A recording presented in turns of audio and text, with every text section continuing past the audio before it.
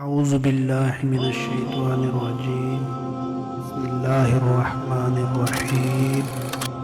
حضرت مولا علی کا ایک واقعہ۔ ایک مرتبہ مولا علی جنگ نہران کے لیے اپنے گھوڑے پر سوار ہو رہے ہوتے ہیں۔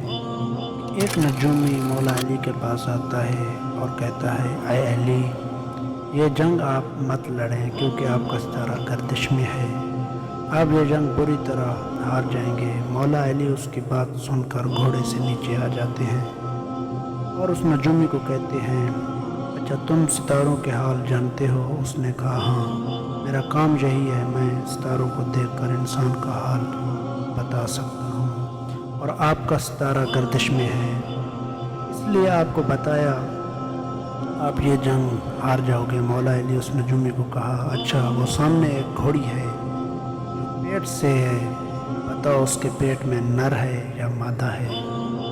اب وہ نجومی خاموش۔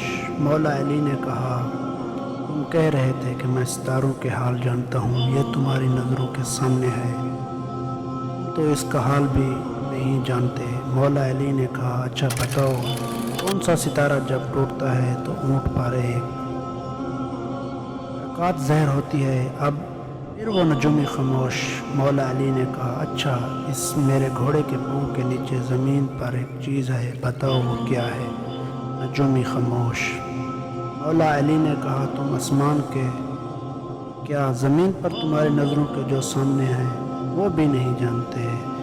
سنو اے شخص، میں علی اب تجھے بتاتا ہوں، علی کی زندگی کی سب سے کامیابی یہ جنگ ہوگی، میرے 10 لوگ بھی اس جنگ میں نہیں شہید ہوں گے اور میرے مخالف کے 10 لوگ بھی نہیں بچیں گے۔